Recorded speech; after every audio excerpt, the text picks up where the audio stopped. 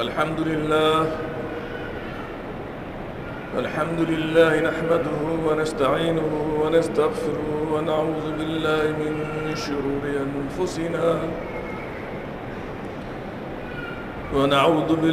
من شرور أنفسنا ومن سيئات أعمالنا من يهده الله فلا مضل له ومن يضلل فلا هادي له وأشهد أن لا إله إلا الله وحده لا شريك له وأشهد أن محمدًا عبده ورسوله أما بعد فإن خير الحديث كتاب الله وخير الهدي هدي محمد صلى الله عليه وسلم وشر الأمور محدثاتها وكل محدثة بدعة وكل بدعة ضلالة وكل ضلالة في النار فأعوذ بالله السميع العليم من الشيطان الرجيم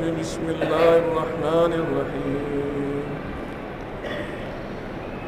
يا أيها الذين آمنوا لا تقدموا بين يدي الله ورسوله واتقوا الله إن الله سميع عليم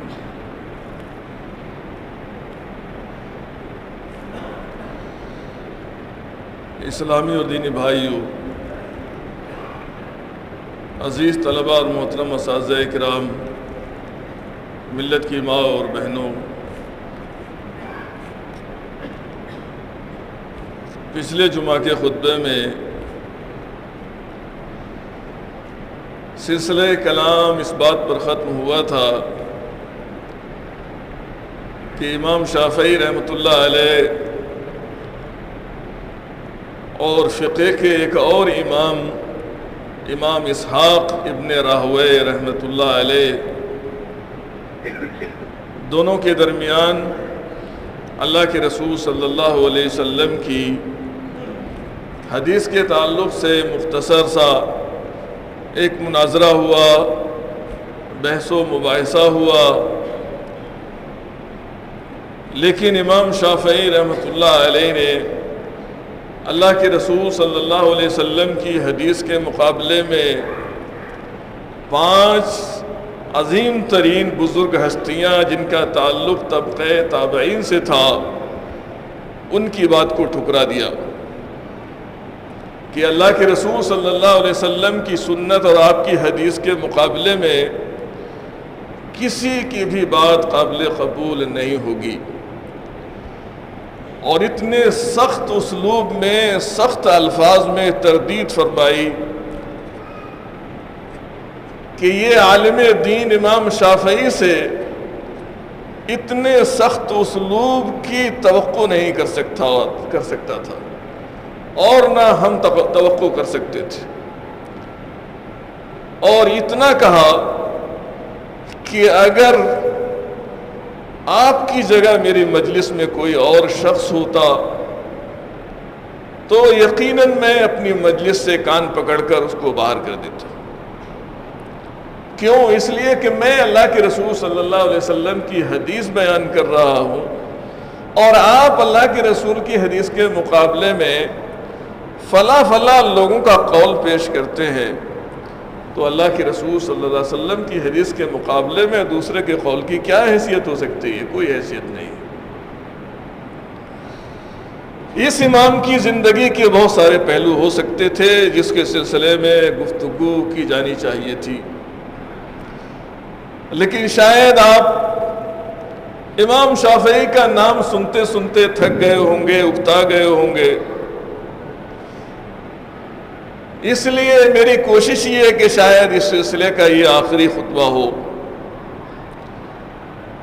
میری آخری جو 4-5 خطبے ہیں ان میں یہ کوشش رہی کہ امام شافعی کے ان اقوال میں سے چند اقوال کا انتخاب کیا ہے جو اللہ کے رسول صلی اللہ علیہ وسلم کی سنت اور آپ کی حدیث کے تعلق سے اہمیت کے حامل ہیں کہ اس امام نے کتنی تاکید فرمائی ہے کہ کسی بھی حال میں اللہ کے رسول صلی اللہ علیہ وسلم کی سنت کا دامن ایک مسلمان کے ہاتھ سے نہیں چھوٹنا چاہیے.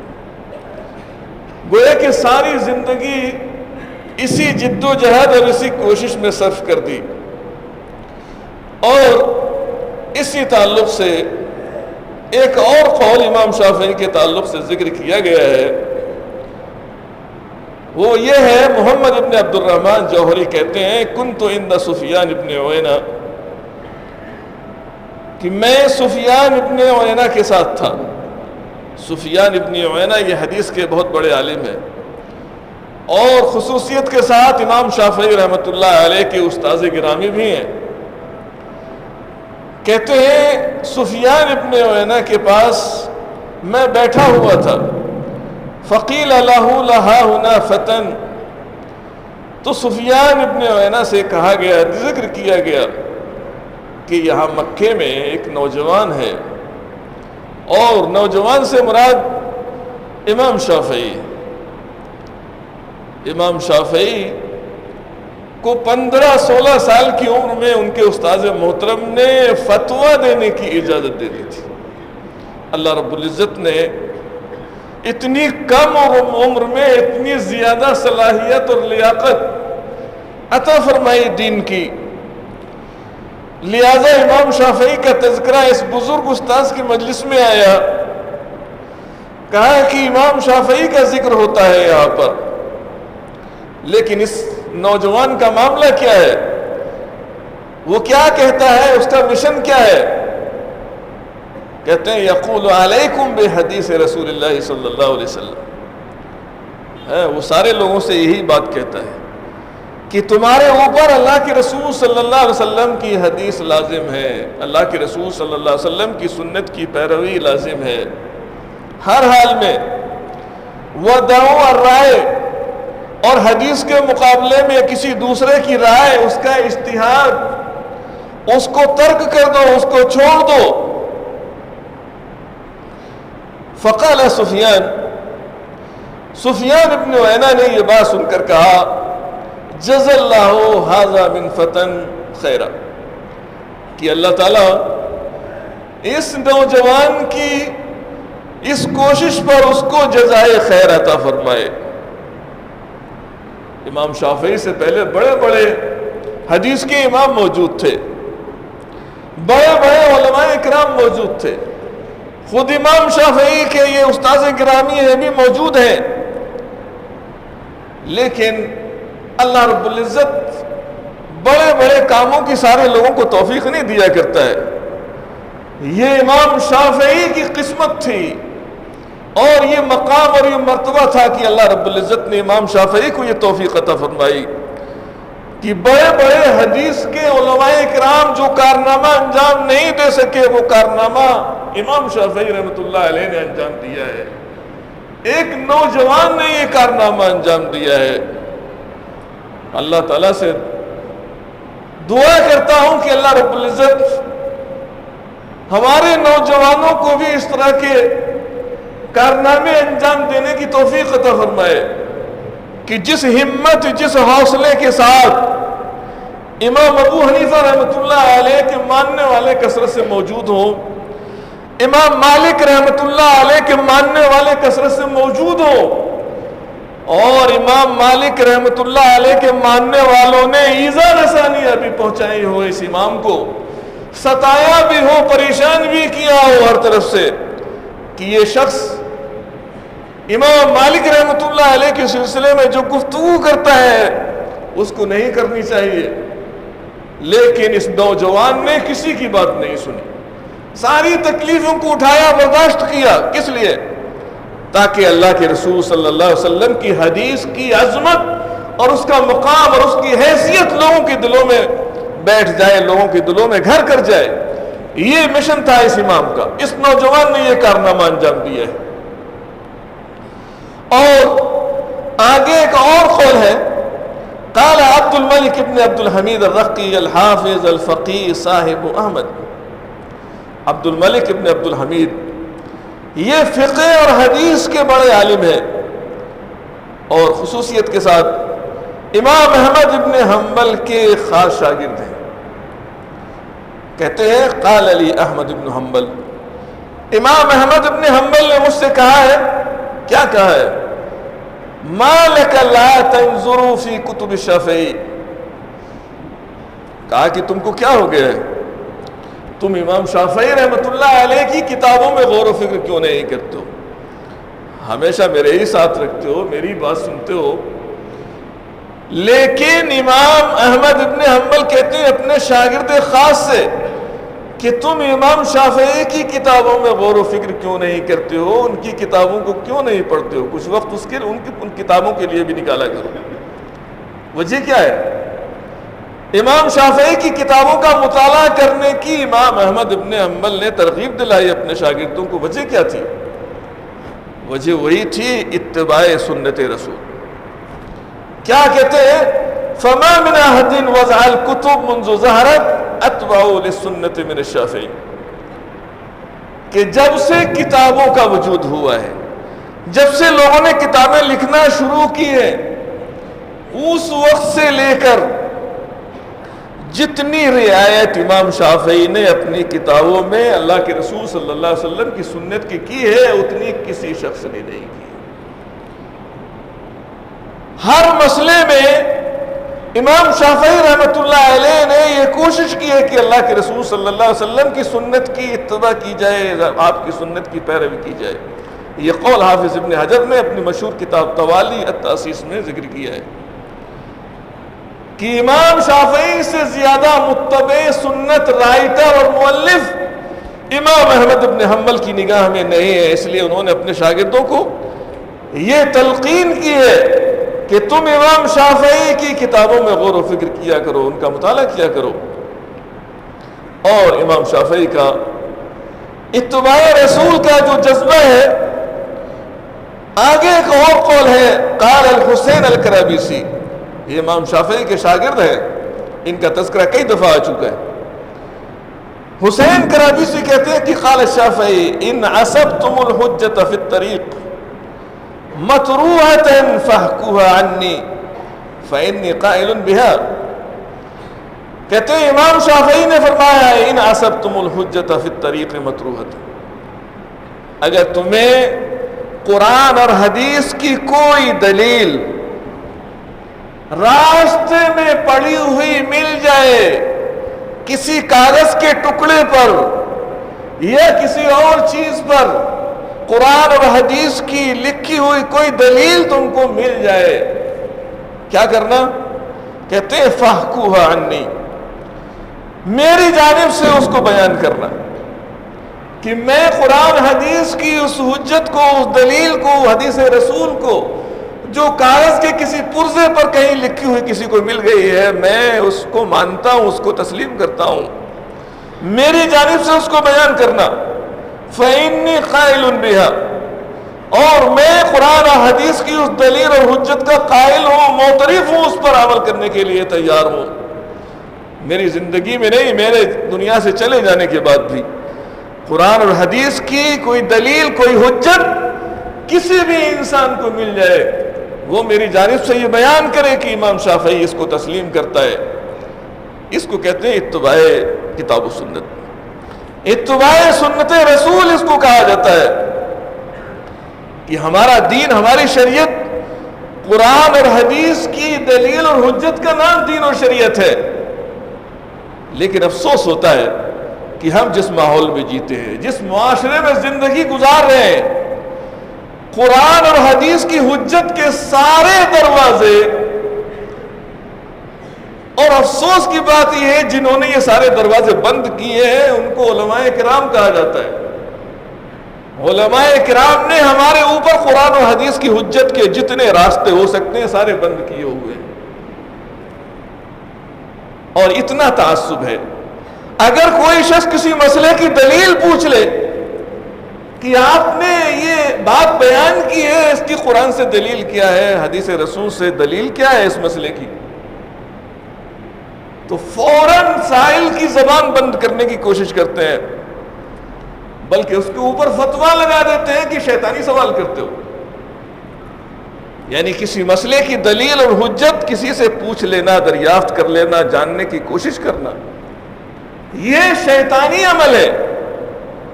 آپ تصور کیجئے کتنی خطرناک بات ہے.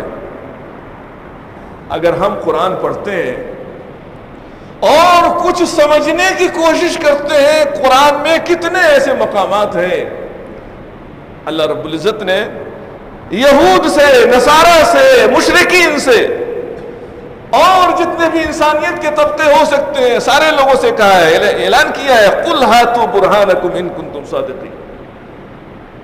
جو کچھ تم اپنے شرکیہ اعمال کرتے ہو، کفریہ اعمال میں مبتلا ہو، اگر تمہارے پاس ان کی کوئی حجت ہے، دلیل ہے تو لے کر آؤ، دکھاؤ اس کی دلیل اور حجت ہے کیا. قرآن اگر مشرکین سے طلب کرتا ہے اس کی حجت کیا ہے، یہودیوں سے مطالبہ کرتا ہے، عیسائیوں سے مطالبہ کرتا ہے کہ دلیل دکھاؤ ہمیں، تو کیا مسلمانوں سے یہ مطالبہ نہیں ہوگا کہ دین اور شریعت کی دلیل کیا ہے، مسئلے کی حجت کیا ہے. امام شافعی نے کہا کہ قرآن اور حدیث کی کوئی بھی حجت، کوئی دلیل کہیں پڑی ہوئی مل جائے وہ ہمارا ایمان ہے، ہم اسے ماننے کے لیے تیار ہیں ہر حال میں. لیکن ائمہ کے ماننے والے دلیل اور حجت کا دروازہ ہی بند کر دیں، قرآن کا جو مطالبہ ہو اس کو کہے شیطانی عمل ہے. کس قدر افسوس کی بات ہے.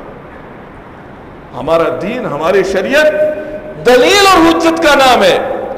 آپ ٹھیک ہے، جاہل ہے، نادان ہے، دین اور شریعت کو مکمل طور سے نہیں سمجھ سکتے، لیکن آپ کی ذمہ داری کیا ہے؟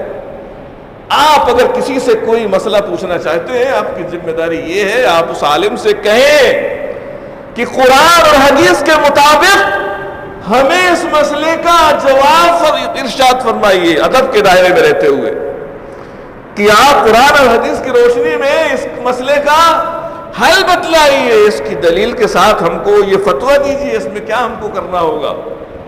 یہ ہماری شریعت کا منشا ہے.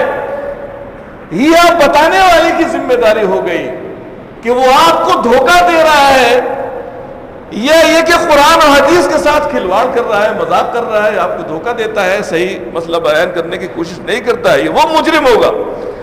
لیکن آپ نادان ہیں. آپ کی یہ ذمہ داری ہے کہ آپ کہیں کہ قرآن اور حدیث کی روشنی میں ہمیں یہ مسئلہ بتلائیے کہ مسئلہ کیا ہے. یہ شیطانی عمل نہیں ہے. امام شافعی نے یہ راستہ متعین کیا ہے دلیل اور حجت کا. امام ابو حنیفہ رحمۃ اللہ علیہ نے دلیل اور حجت کا راستہ متعین کیا ہے.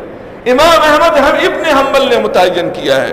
امام مالک نے متعین کیا ہے کہ کوئی مسئلہ ہے بغیر دلیل اور حجت کے قرآن سے کیسے اس کو مانا جائے گا. ہر ایک امام نے اسی بات کی تلقین کی ہے. اللہ تعالی ہماری اصلاح فرمائے. اور امام شافعی رحمۃ اللہ علیہ کے تعلق سے بہت سارے اقوال ہو سکتے ہیں. میرے اس ورقے میں 32 اقوال میں نے نوٹ کیے تھے. اس دوران جو چیزیں میرے نگاہ سے گزری ہیں 32 اقوال اس ورقے میں نے نوٹ کیے. اور اس کے علاوہ کچھ اوراق میرے پاس ہیں جہاں امام شافعی کے وہ اقوال جو اتباع رسول سے تعلق رکھتے ہیں منتشر ہے، پھیلے ہوئے، اور میں نے سرسری طور سے ان کو دیکھا ہے. 8 ان کی تعداد ہوتی ہے. اس کا مطلب 40 اقوال امام شافعی رحمۃ اللہ علیہ کے اتباع رسول سے تعلق رکھتے ہیں. آپ تصور کیجئے گا کہ اس امام نے کتنی تاکید کی ہے اس امت کے لوگوں کو، اپنے ماننے والوں کو، بعد میں آنے والے لوگوں کو کتنی تاکید کی ہے کہ کسی بھی حال میں اللہ کے رسول صلی اللہ علیہ وسلم کی سنت کا دامن ہاتھ سے نہیں چھوٹنا چاہیے. ہر حال میں اللہ کے رسول کی حدیث ہمارے پیش نظر رہنی چاہیے. لیکن اس کا مطلب یہ نہیں ہے کہ اتنا بڑا امام شریعت کا اس سے لغزش نہ ہوئی ہو، غلطی نہ ہوئی ہو، بلکہ خود امام صاحب نے کہا کہ مجھ سے غلطیاں ہو سکتی ہیں، ہوں گی، لیکن میری ان غلطیوں کو معاف کر دیا جائے، حدیث رسول پر عمل کیا جائے. اور میں اس کی صرف 2 مثالیں آپ کے سامنے پیش کرنا چاہتا ہوں. لوگ آج کہتے ہیں کہ اتنے بڑے شریعت کے امام تھے، ان سے کیسے غلطی ہو سکتی ہے. سوال یہ ہے کیا ہمارے دین اور شریعت میں، اس امت میں اللہ کے رسول صلی اللہ علیہ وسلم کے علاوہ کوئی معصوم ہے جس سے غلطی نہیں ہو سکتی ہے؟ کوئی معصوم نہیں ہے. قیامت تک کوئی ایسا شخص نہیں ہے اس امت میں کہ اگر اس سے کوئی دین کے معاملے میں غلطی ہو رہی ہو اور آسمان سے فرشتہ آئے بتلائے اس کو آ کر کہ آپ سے یہ غلطی ہو رہی ہے اصلاح کر لیجیے. کوئی ہے اس امت میں؟ نہ صحابہ کے طبقے میں تھا، نہ تابعین کے، نہ تبع تابعین کے، نہ ائمہ مجتہدین کے. نہ قیامت تک ایسا شخص نہیں ہے آئے گا، نہ ہوا ہے. اور اگر کوئی یہ سمجھتا ہے تو علماء نے کفر کا فتویٰ دیا ہے. اگر کوئی کسی امام کی اتنی عقیدت رکھتا ہے کہ وہ معصوم ہے، اس سے غلطی ہو ہی نہیں سکتی ہے، اس طرح سے اللہ کے رسول سے نہیں ہو سکتی تھی، تو کفر کا فتویٰ دیا ہے، قتل کا فتویٰ دیا ہے علماء کرام نے. اور میں یہ اپنی طرف سے نہیں کہہ رہا ہوں، امام ابو حنیفہ رحمۃ اللہ علیہ کے ماننے والوں نے یہ فتویٰ صادر کیا ہے کہ اگر کوئی اتنی عقیدت امام سے رکھتا ہے کہ اس کے سارے اقوال صحیح ہیں، اس میں کوئی غلطی نہیں ہے، اگر اس حد تک عقیدت رکھتا ہے تو کفر کا فتویٰ دیا ہے علماء کرام نے. اللہ کے رسول صلی اللہ علیہ وسلم کی حیثیت کیا تھی؟ اللہ کے رسول نماز پڑھا رہے تھے اپنے صحابہ کو اور جوتی میں گندگی لگی ہوئی تھی. فرشتہ حضرت جبریل آتے ہیں اور آپ کو بتلاتے ہیں کہ آپ کے جوتے میں گندگی لگی ہوئی ہے، لہذا نکال دیجیے. اللہ کے رسول صلی اللہ علیہ وسلم نے اپنی جوتی نکال دی. صحابہ نے دیکھا آپ نے نکالی ہے تو اتباع سنت میں انہوں نے بھی نکال دی کہ ہمارے رسول نے نکال دی ہے تو ہم نے بھی نکال دی. اللہ کے رسول نے صحابہ سے پوچھا کہ آپ نے اپنی جوتیاں کیوں نکال دی؟ کہا کہ آپ نے نکالی اس لیے، آپ تو ہمارے امام ہیں، مقتدی ہیں، ہم تو آپ کے مقتدی ہیں، پیروکار ہیں، اس لیے ہم نے اپنی جوتیاں نکالی ہیں. ان کو علم نہیں تھا کہ مسئلہ کیا ہے. اللہ کے رسول نے کہا کہ میری جوتیوں میں نجاست لگی ہوئی تھی، میں نے اس لیے نکالی ہے، تمہیں نکالنے کی ضرورت نہیں تھی. تو اس کے بعد کوئی ایسا شخص نہیں آئے گا کہ آسمان سے کوئی وحی آئے، فرشتہ آئے اور بتلائے کہ آپ سے یہ غلطی ہو رہی ہے. آئیے امام شافعی رحمۃ اللہ علیہ کے دو مسئلے میں بیان کرتا ہوں کہ جہاں امام شافعی رحمۃ اللہ علیہ سے لغزش ہوئی ہے. غلطی ہونا یہ کسی امام کی توہین نہیں ہے، یہ بھی سمجھ لیجیے. لوگ سمجھتے ہیں کہ امام صاحب سے غلطی ہو گئی تو یہ ان کی توہین ہے، یہ توہین نہیں ہے. امام شافعی رحمۃ اللہ علیہ کا ایک مسئلہ یہ ہے، اور خود اس مسلک کے ماننے والوں نے اپنے امام صاحب کی مخالفت کی.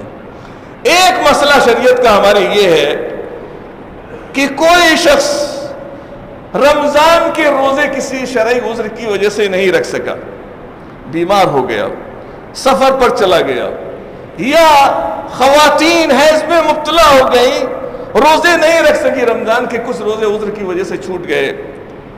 لیکن ان تمام لوگوں کا عذر ختم ہونے کے بعد ان کو موقع ملا روزہ رکھنے کا، قضا کرنے کا، لیکن قضا نہیں کی. ان لوگوں نے سستی کی وجہ سے، کاہلی کی وجہ سے قضا نہیں کر سکے اور اسی حالت میں دنیا سے چلے گئے، وفات ہو گئی.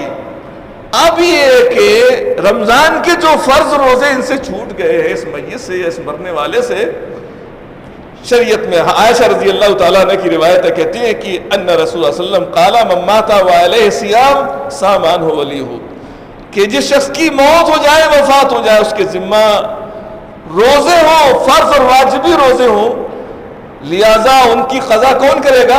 اس کا ولی کرے گا، جو قریبی سرپرست ہے وہ کرے گا. یہ واجبی اور فرض روزوں کے سلسلے میں ہے، چاہے نظر کے روزے ہوں، چاہے رمضان کے روزے ہوں، چاہے کفارے کے روزے ہوں. یہ اس حدیث میں یہ بات بیان کی گئی ہے. لیکن ائمہ کے یہاں اس مسئلے میں اختلاف ہے. امام شافعی رحمۃ اللہ علیہ اس حدیث پر عمل نہیں کرتے. امام شافعی کا جو مشہور ترین قول ہے اور جو آخری قول ہے امام شافعی کا، اسی طرح سے امام مالک کا، امام ابو حنیفہ کا، تین ائمہ کا یہ قول ہے. کیا ہے؟ لا یصام عن المیت، کہ مرنے والے کی جانب سے روزہ نہیں رکھا جائے گا. جس طرح سے نماز کی قضا نہیں ہے مرنے والے کی طرف سے، اگر نمازیں چھوٹ جائے گا، کہ اسی طرح سے روزے کی بھی قضا نہیں ہے، بلکہ کھانا کھلایا جائے گا. روزے کی قضا نہیں کی جائے گی میت کی جانب سے. اور امام احمد کا قول ہے کہ صرف نظر کے روزے کی قضا تو ہو سکتی ہے، لیکن فرض روزے رمضان کے چھوٹ گئے کسی کے اور اس سے کوتاہی ہوئی، قضا نہیں کر سکا، اور دنیا سے چلا گیا تو پھر اس کی قضا اس کا سرپرست یا ولی نہیں کرے گا۔ بہرحال میں یہ کہنا چاہتا ہوں کہ امام شافعی کا یہ قول ہے، لیکن امام اسی مسلک کے ماننے والے ہیں۔ ایک مشہور امام ہے امام نووی، جن کی مشہور کتاب ریاض الصالحین ہے، اور اسی طرح سے ان کی بہت ساری کتابیں ہیں۔ کیا کہتے ہیں اس مسئلے میں؟ کہتے ہیں الصواب الجزم بجواز صوم الولی عن المیت۔ کہتے ہیں درست اور صحیح بات کیا ہے، یقین کے ساتھ کہی جا سکتی ہے، کیا ہے کہ سرپرست میت کی جانب سے روزوں کی قضا کرے گا، سواء صوم رمضان والنذر، چاہیے روزے رمضان کے ہوں یا نذر کے ہوں چھوٹے ہوئے۔ کیوں قضا کرے گا؟ کہتے ہیں کہ صحیح احادیث کی وجہ سے، صحیح حدیث اس سلسلے میں موجود ہے، بلکہ متفق علیہ روایت۔ اور آگے لکھتے ہیں، کہتے ہیں امام نووی وَيَتَعَيَّنْ أَنْ يَكُونَ هَذَا مذہب الشافعی، اور کہتے ہیں کہ یہ بات طے شدہ ہے کہ یہی امام شافعی کا مسلک ہو، حالانکہ امام شافعی کا یہ مسلک نہیں ہے۔ امام شافعی اس کے قائل نہیں ہے کہ میت کی طرف سے روزے کی قضا کی جائے، لیکن امام نووی کہتے ہیں کہ متعین ہے یہ بات کہ یہی امام شافعی کا مذہب ہو۔ کیوں؟ لأنه قال اذا صح الحديث فهو مذهبي، اس لیے کہ امام صاحب نے خود فرمایا ہے جب حدیث صحیح ہو جائے تو وہی میرا مسلک ہے۔ وَاتْرُكُوا قَوْلِي الْمُخَالِفْ لَهُ، اور حدیث کے مخالف جو میرا قول ہے اس کو چھوڑ دیا جائے۔ وَقَدْ صَحَّتْ فِي الْمَسْأَلَةِ أَحَادِيث، اور اس موجودہ مسئلے میں ایک حدیث نہیں کئی حدیثیں صحیح سند سے ثابت ہیں۔ لہذا کہ امام نووی کہتے ہیں کہ وَالشَّافِعِي إِنَّمَا وَقَفَ عَلَى حَدِيثِ ابن عباس۔ امام شافعی سے غلطی کیوں ہو گئی؟ امام شافعی کے سامنے صرف ایک روایت تھی ابن عباس رضی اللہ تعالیٰ عنہ کی، اور وہ بھی اس روایت کی ساری سندیں ان کے سامنے موجود نہیں تھیں، لیکن اور جو حدیثیں ہیں وہ ان تک نہیں پہنچ سکیں۔ کہتے ہیں وَلَوْ وَقَفَ عَلَى جَمِيعِ طُرُقِهِ وَعَلَى حَدِيثِ بُرَيْدَةَ وَحَدِيثِ عائشہ عن النبی صلی اللہ علیہ وسلم لم يخالف ذلك، اگر امام شافعی عائشہ رضی اللہ تعالیٰ عنہ کی روایت سے واقف ہوتے، بریدہ رضی اللہ تعالیٰ عنہ کی یا ابن عباس ہی کی ساری روایتوں سے واقف ہوتے تو حدیث رسول کی مخالفت نہیں کرتے۔ یہ ہے اتباع سنت کہ اپنے امام کا وہ قول جو حدیث رسول کے مخالف ہے۔ مخالف کیوں ہے؟ چونکہ ان تک وہ حدیثیں پہنچ ہی نہیں سکی، لہذا کہتے ہیں کہ امام شافعی کا مسلک وہ نہیں ہے جو کتاب میں لکھا ہوا ہے، امام شافعی کا مسلک اب وہ ہے جو حدیث رسول سے ثابت ہے۔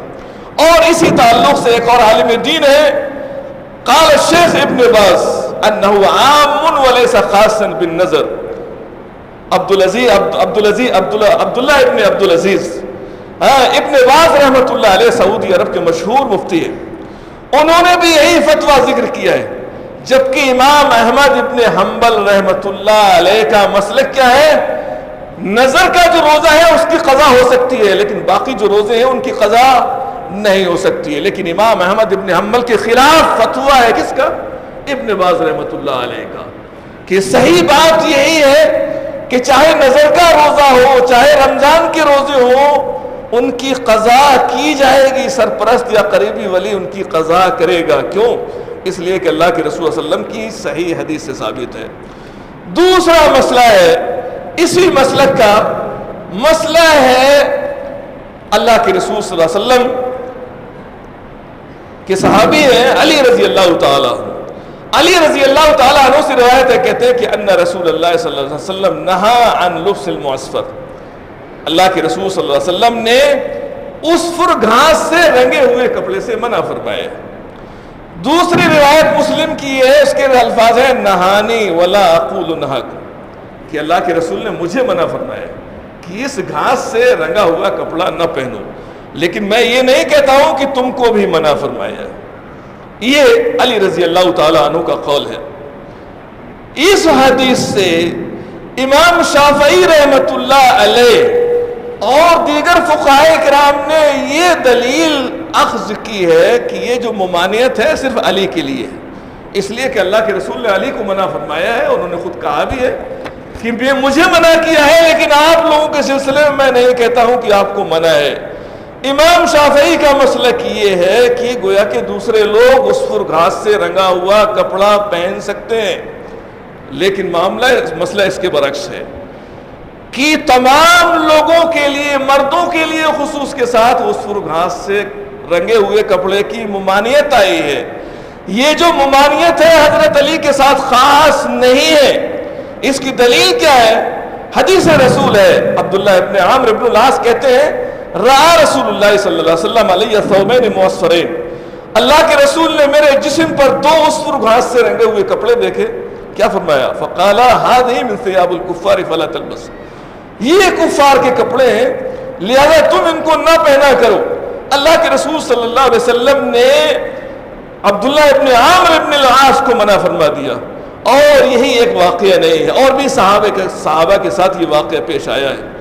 تو معلوم یہ ہوا حضرت امام شافعی رحمۃ اللہ علیہ تک صرف حضرت علی کی روایت پہنچی، لیکن جو عام روایات ہیں وہ ان تک نہیں پہنچی۔ اسی مسلک کے ایک عالم ہیں ابو بکر البیہقی، اور یہ وہ شخصیت ہے۔ امام الحرمین جوینی نے ان کے سلسلے میں کہا ہے کہ امام شافعی کا ہر شافعی پر احسان ہے، لیکن ابو بکر البیہقی وہ انسان ہے جن کا امام شافعی پر احسان ہے۔ کیوں احسان ہے؟ کہ انہوں نے امام شافعی کے جو فقہی مسائل ہیں اللہ کے رسول صلی اللہ علیہ وسلم کی حدیثوں سے ان کو ثابت کرنے کی پوری کوشش کی ہے، اللہ کے رسول صلی اللہ علیہ وسلم کی حدیثوں سے ان کو مزین کیا ہے۔ امام بیہقی رحمۃ اللہ علیہ لیکن اپنے امام کے اتنے معتقد نہیں ہیں کہ ان کی غلطیوں پر پردہ ڈالیں، بلکہ اس مسئلے میں ابو بکر بیہقی نے اپنے امام کی غلطی کی نشاندہی کی ہے۔ کیا ہے؟ راد لقول الشافعی، امام بیہقی امام شافعی کے قول کی تردید کرتے ہوئے کہتے ہیں کہ یہ جو بات حضرت علی سے نقل کی گئی ہے یہ حضرت علی کے علاوہ کسی اور نے نقل نہیں کی ہے، ایک بات تو یہ، اور دوسری بات ان الاحادیث تدل علی ان النہی علی العموم، اور دوسری حدیثیں جن سے معلوم ہوتا ہے کہ یہ ممانعت عام ہے، یعنی سارے مردوں کے لیے اس کی ممانعت ہے۔ لیکن امام شافعی سے غلطی کہاں ہو گئی؟ کہتے ہیں وَلَوْ بَلَغَتْ هَذِهِ الْأَحَادِيثُ الشَّافِعِيِّ لَقَالَ بِهَا، اگر امام شافعی تک یہ حدیثیں پہنچی ہوتی تو وہ اس کے قائل ہوتے، ان پر عمل کرتے۔ کیوں؟ اس کے بعد بیہقی نے اپنی سند کے ساتھ امام شافعی کا یہی قول نقل کیا ہے اذا صح الحدیث خلاف قولی فعملوا بالحدیث، کہ جب میرا قول حدیث رسول کے خلاف ہو جائے تو حدیث رسول پر عمل کرنا یہ امام شافعی کا قول ہے۔ اس کو کہتے ہیں انصاف کی بات، کہ اپنے امام کی جہاں لغزش ہوئی ہے اس کی نشاندہی کی ہے اس عالم دین نے، اور کہا ہے کہ اس مسئلے میں امام شافعی کے اس قول پر عمل نہیں ہوگا، بلکہ عمل کس پر ہوگا؟ جو چیز حدیث رسول سے ثابت ہے اس پر عمل کیا جائے گا۔ ہمارا اور آپ کا رویہ بھی یہی ہونا چاہیے۔ لیکن ایک تیسری مثال مسلکی تعصب کی میں آپ کے سامنے نقل کرتا ہوں، آپ سمجھیں گے، تینوں مثالوں کو سمجھنے کی کوشش کریں گے۔ امام ترمذی کی کتاب ہے جامع ترمذی، اس کے آخر میں ایک کتابچہ لگا ہوا ہے، مختصر سا رسالہ ہے جس کا نام ہے تقریر ترمذی۔ تقریر ترمذی، اس کے مؤلف ایک مشہور عالم دین ہے، مستند عالم دین، محدث جن کو کہا جاتا ہے، مفسر جن کو کہا جاتا ہے، میں نام ذکر نہیں کروں گا۔ تقریر ترمذی کے صفحہ نمبر 40 پر جو مسئلہ ذکر کیا گیا ہے، جو بات بیان کی گئی ہے، اس سے آپ دیکھیے کہ کتنا تعصب ہمارے درمیان موجود ہے۔ ایک مسئلہ ہے شریعت کا خیار مجلس، یعنی خرید و فروخت کا مسئلہ ہے۔ اللہ کے رسول نے، ابن عمر کی روایت ہے، کہتے ہیں کہ جب دو لوگ خرید و فروخت کا کوئی معاملہ کر لے تو ان کو اس وقت تک اپنے اس معاملے کو ختم کرنے کا اختیار رہتا ہے جب تک کہ وہ لوگ جدا نہ ہو جائے، یعنی جب تک مجلس میں بیٹھے ہوئے ہیں اس وقت تک اگر وہ اپنے اس سودے کو کینسل کرنا چاہتے ہیں، کبھی کبھی ہوتا ہے انسان جلدی میں سودا کر لیتا ہے لیکن بعد میں سمجھ میں آیا کہ نہیں، یہ نہیں ہونا چاہیے، اگر اسی مجلس میں بیٹھے ہوئے ہیں تو کینسل کر سکتے ہیں، اور اگر مجلس سے چلے گئے تو کینسل نہیں کر سکتے۔ یہ مسئلہ ہے، شریعت نے یہ اختیار دیا ہے، لیکن کچھ فقہاء اس کو ماننے کے لیے تیار نہیں ہے۔ اسی مسئلے میں عالم دین کہتے ہیں کہ قال شیخنا مد ظلہ بے ترجیح مذہب ہی، کہ ہمارے شیخ محترم نے امام شافعی کے مذہب کے راجح ہونے کی بات کہی ہے، یعنی اس مسئلے میں امام شافعی کا مسلک کیا ہے؟ راجح۔ وقال الحق والانصاف ان ترجیح للشافعی فی هذه المسئلہ، اور کہا کہ حق اور انصاف کی بات تو یہ ہے کہ اس مسئلے میں امام شافعی کو ترجیح حاصل ہے، یعنی دلیل انہی کے ساتھ ہے اللہ کے رسول صلی اللہ علیہ وسلم کی۔ لیکن آگے کیا ہے؟ کہتے ہیں وَنَحْنُ مُقَلِّدُونَ يَجِبُ عَلَيْنَا تَقْلِيدُ إِمَامِنَا أَبِي حَنِیفَةَ، لیکن ہم مقلد ہیں، ہمارے اوپر اپنے امام ابو حنیفہ رحمۃ اللہ علیہ کی تقلید واجب ہے۔ یہ بھی عالم دین ہے۔ اس سے پہلے میں نے دو عالموں کا ذکر کیا تھا، وہ بھی عالم دین ہے، انہوں نے اپنے امام کی بات کو کیا کیا ہے؟ انہوں نے اپنے امام کی بات کو رد کر دیا کہ حدیث رسول کے مقابلے میں ہمارے امام کی بات کی کوئی حیثیت نہیں ہے۔ اگر حدیث رسول پہنچی ہوتی امام شافعی تو امام شافعی انکار نہیں کرتے، لیکن یہاں کیا کہا جا رہا ہے؟ یہاں کہا جا رہا ہے کہ جو بھی ہو جائے مسلک امام شافعی کا ہی صحیح ہو، لیکن ہم صحیح مسلک پر عمل نہیں کریں گے، ہم امام ابو حنیفہ رحمۃ اللہ علیہ کے مسلک پر عمل کریں گے۔ دونوں فکر میں آپ سوچئے کہ فرق کتنا ہے، اتباع سنت اور اتباع حدیث رسول دونوں کی یہاں کتنا ہے۔ حالانکہ امام ابو حنیفہ رحمۃ اللہ علیہ نے بھی یہی بات کہی ہے، کیا کہی ہے؟ اذا صح الحدیث فهو مذہبی، کہ جب حدیث صحیح ہو جائے تو وہی میرا مسلک ہے، وہی میرا مذہب ہے۔ ہونا تو یہ چاہیے تھا کہ امام شافعی کا جو مسلک ہے گویا کہ وہی امام ابو حنیفہ کا مسلک ہے، اسی پر عمل ہونا چاہیے، اسی کو تسلیم نہیں کرنا چاہیے۔ لیکن یہ ہے ہمارے یہاں جمود، ہمارے یہاں مسلکی تعصب اللہ کے رسول صلی اللہ علیہ وسلم کی حدیثوں کے تعلق سے، سنتوں کے تعلق سے، جبکہ ائمہ کی یہاں یہ تعصب نہیں تھا، لیکن بعض ان کے بعد میں آنے والے جو عقیدت مند ہوئے ہیں ان کے یہاں یہ مسلکی تعصب ہے کہ ہمیں ہر حال میں اپنے امام ہی کی بات ماننی ہے، اس سے سر منہ انحراف نہیں کرنا ہے۔ یہ چیز اتباع رسول کے خلاف، یہ بات ذہن میں رہے کہ آپ ہر شخص کو اپنی اپنی قبر میں جانیں، اور اسی مسلک کے بڑے اکابر نے یہ بات کہی ہے کہ قبر میں یہ نہیں پوچھا جائے گا کہ آپ کس مسلک کے ماننے والے ہیں۔ قبر میں جو 3 سوال ہونے ہیں ان میں یہ نہیں پوچھا جائے گا، قیامت کے دن بھی یہ سوال آپ سے نہیں ہوگا کہ آپ امام شافعی کے مسلک پر چلتے تھے، امام ابو حنیفہ رحمۃ اللہ علیہ کے مسلک پر تھے، یا امام مالک یا امام احمد ابن حنبل کے مسلک پر تھے۔ یہ آپ سے کہیں بھی نہیں پوچھا جائے گا۔ پوچھا جائے گا تو کیا قبر میں سوال ہوگا کہ اس شخص کے سلسلے میں آپ کیا جانتے؟ کون؟ اللہ کے رسول صلی اللہ علیہ وسلم۔ آپ نے اللہ کے رسول صلی اللہ علیہ وسلم کا کلمہ پڑھا ہے، رسالت کی شہادت دی ہے، اور اس شہادت کے تقاضوں کو آپ نے پورا کیا ہے یا نہیں کیا ہے، یا بس لوگوں نے کہہ دیا لا الہ الا اللہ محمد رسول اللہ، اور ہم نے بھی ایسے ہی کہہ دیا ہے، نجات ہو جائے گی؟ نہیں نجات ہو جائے گی۔ ہماری اور آپ کی کوشش یہی ہونی چاہیے کہ ہر حال میں اللہ کے رسول صلی اللہ علیہ وسلم کی اتباع اور آپ کی پیروی کرنے کی کوشش کریں۔ ائمہ نے جو محنتیں کی ہیں، کوششیں کی ہیں، ان کو اللہ تعالیٰ جزائے خیر عطا فرمائے۔ ان پر لعنت بھیجنا، ان کو برا بھلا کہنا، ان کی ان کوششوں کو اکارت کرنا، یہ کسی مسلمان کا شیوا نہیں ہو سکتا ہے۔ لیکن ہاں یہ بات ضرور ہے کہ ان کے اقوال کو اللہ کے رسول صلی اللہ علیہ وسلم کے حدیث کا درجہ نہ دے دیا جائے، ورنہ اللہ رب العزت کی ہمارے اس سلسلے میں گرفتگو ہوگی۔ اور باقی ٹائم تو ہو چکا ہے۔ ایک مسئلہ آج اتباع سنت ہی سے تعلق رکھتا ہے کہ آج 10 شعبان ہو چکی ہے، 10 شعبان کے 10 دن گزر چکے ہیں، اور 15 شعبان آنے والی ہے، بدھ کو تقریباً 15 شعبان ہوگی۔ اللہ کے رسول صلی اللہ علیہ وسلم کی سنت اس مہینے میں کیا رہی ہے؟ آپ کثرت سے روزے رکھتے تھے۔ بہت ساری روایات میں معلوم ہوتا ہے کہ آپ کثرت سے اس مہینے میں روزے رکھتے تھے۔ ہمارے لیے سنت کیا ہے؟ ہم بھی کثرت سے اس مہینے میں روزے رکھیں، صرف 15 شعبان کا نہیں، بلکہ کثرت سے آپ نے اس مہینے میں روزے رکھے ہیں.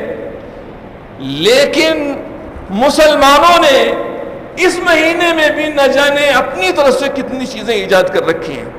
اللہ کے رسول سے پوچھا بھی گیا کہ آپ اتنے روزے کیوں رکھتے ہیں؟ آپ نے وجہ بھی بیان فرما دی کہ اس مہینے میں ہمارے اعمال اللہ رب العزت کی بارگاہ میں پیش کیے جاتے ہیں. ویسے تو یومیہ پیشی ہوتی ہے 2 دفعہ، ہر دن 24 گھنٹے میں 2 دفعہ ہمارے اعمال پیش ہوتے ہیں. ہفتے میں 2 دفعہ جمعرات اور پیر کو بھی ہمارے اعمال کی پیشی ہوتی ہے. یہ سالانہ پیشی ہے ہمارے اعمال کی اس مہینے میں ہوتی ہے. لہذا ہم کو ہوشیار رہنا چاہیے، تیار رہنا چاہیے. اللہ کے رسول روزے کثرت سے اس لیے رکھتے تھے تاکہ ان کے اعمال پیش ہوں تو روزے کی حالت میں ہوئی. آپ نے وجہ بیان فرمائی. لیکن اس امت نے ایک چیز ایجاد کی ہوئی ہے جسے شب برات کہا جاتا ہے.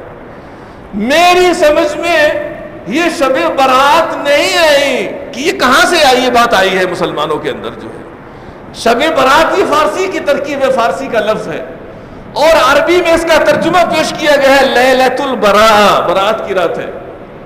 لیکن برات کا معنی کیا ہوتا ہے؟ برات کا معنی کسی سے بے تعلقی کا اظہار کرنا، کسی سے دور رہنا، کسی سے بچنا. لیکن اس میں بچا کس سے جاتا ہے یہ بات سمجھ میں نہیں آتی. بچا کہاں سے جاتا ہے؟ یہ چیز آئی کہاں سے؟ یہ بہت تلاش کے بعد کوشش کی گئی کہ یہ شیعوں کے یہاں آخر اس رات کا کیا مقام ہے، کیا حیثیت ہے. ان کے یہاں اس رات کی مقام، اس رات کی حیثیت ان کے یہاں یہ ہے کہ 15 شعبان کو امام مہدی کی پیدائش ہے اور 15 ہی شعبان کو غائب ہو چکے ہیں. ان کا ظہور کب ہوگا؟ 15 شعبان کو ان کا ظہور ہوگا. اس لیے ان کے یہاں خیر اور برکت کی یہ رات ہے. ان کے 12ویں امام ہیں جن کا ظہور ہونا ہے، جو کہیں غائب ہے اس وقت. اور مزید شیعہ عالم نے لکھا ہے، کہتا ہے کہ جس طرح سے اللہ کے رسول کو شب قدر عطا کی گئی، یعنی شریعت کے مقابلے میں ایک شریعت ایجاد کی گئی، جس طرح سے اللہ کے رسول کو شب قدر عطا کی گئی ہے، اسی طرح سے ہمارے اس 12ویں امام کی فضیلت میں اہل بیت کو شب برات عطا کی گئی ہے. شب برات، برات کا اعلان کیا جائے، یہ عطا کی گئی ہے. اور اس رات کی مخصوص دعائیں ہیں. ان دعاؤں میں سے ایک دعا کیا ہے؟ سارے شیعہ حضرات امام مہدی کا واسطہ دے کر یہ دعا کرتے ہیں. اسے امام مہدی سے دعا کراتے ہیں. کہتے ہیں کیا دعا کراتے ہیں؟ یا امام العن جمیع الظالمین، کہ اے امام تو لعنت کر تمام ظالموں پر. تمام ظالم کون لوگ ہیں؟ شیعوں کی نگاہ میں ظالم کون ہے؟ سنی لوگ ہیں. سنیوں پر لعنت کی جاتی ہے، سنیوں سے برات کا اعلان کیا جاتا ہے. یہ اس برات کی حقیقت ہے، جس برات کو ہم ماننے جا رہے ہیں، منانے جا رہے ہیں، جس کے نام پر حلوہ کھانے جا رہے ہیں، جس کے نام پر عبادت کرنے جا رہے ہیں. یہ شیعہ حضرات سے آئی ہے. حدیث کی نہ کسی صحیح حدیث میں نہ کسی ضعیف اور گھڑی ہوئی روایت میں بھی لیلۃ البراء کا لفظ نہیں آیا. سرے سے یہ چیز آئی نہیں. یہ شب برات کہاں سے آئی ہے؟ یہ شیعہ حضرات سے آئی ہے. ان کے یہاں یہ برات ہے. اپنے امام کی پیدائش کی خوشی میں پٹاخے چھوڑے جائیں، حلوہ بنایا جائے، خوشیاں منائی جائے، سنیوں پر لعنت کی جائے، اس لیے یہ رات ایجاد کی گئی ہے. ورنہ قرآن اور حدیث کی کسی بھی صحیح دلیل سے یہ ثابت نہیں ہے کہ اس رات میں جو کچھ کیا جاتا ہے وہ کیا جائے. اللہ تعالیٰ سے دعا ہے کہ اللہ تعالیٰ تمام مسلمانوں کو ہر طرح کی بدعات و خرافات سے محفوظ فرمائے. وآخر دعوانا الحمدللہ رب